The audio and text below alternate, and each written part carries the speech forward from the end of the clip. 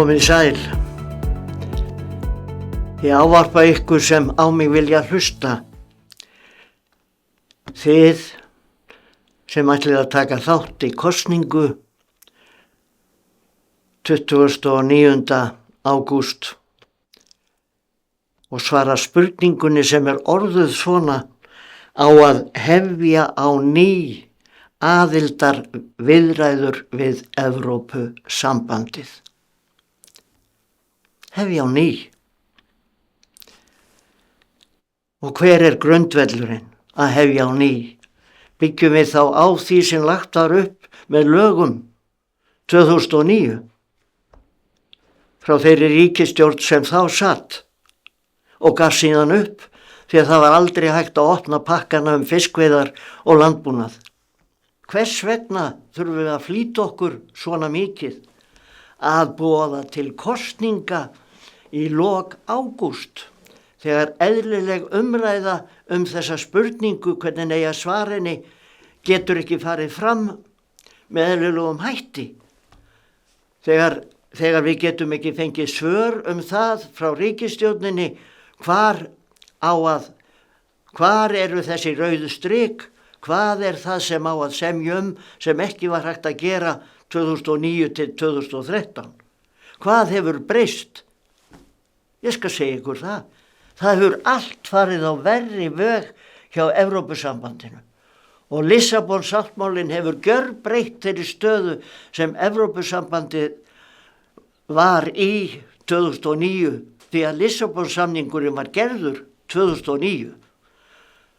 Við getum spurt gervigreindina hvað Lissabon-samningurinn þýðir. Gerum það. Sérstaklega beini ég því til ykkar sem ætlið að svara já með að skoða í pakkan. Mér langar svo til þess að segja hlæjandi hvernig það var þegar ég var lítill og fór að skoða í pakkan fyrir jól. Hvernig vonin var það að stærsti pakkin sem ég vonaði að myndi gleðja mig svo óskaplega mikið og ég fór í lokað herbergi og gerði gat á pakkan til þess að sjá hvað væri í honum. Og þegar ég sjá hvað var í pakkanum og þegar ég uppgötvaði hvernig ég hafði brotið það lögmál sem fylgir því að taka á móti pakka. Að geta sagt það í gríni að við ætlum að skoða í pakkan.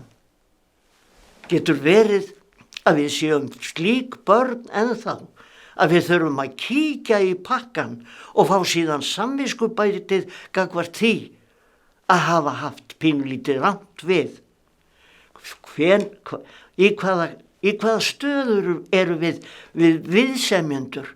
Þegar við förum að segja, við ætlum bara að skoða í pakkan. Þið sem ætlið að skoða í pakkan og hafi stofnað sérstök samtök að segja já til að sjá hvað í pakkanum. Ég bið ykkur að íhuga á hvaða leið þið eruð.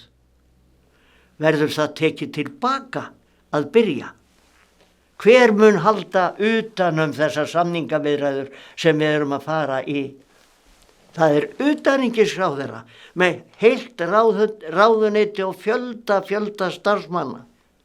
Og þó að forsætisráðherra tali vel það og fjálglega hvernig að það megi ekki plata kjósendur þegar lagt að stað í kosningar og lofað að það verði ekki farið í þessa umræðu fyrir í lok kjörtímabils því að hún vilji ekki kljúfa þjóðina í tvennt.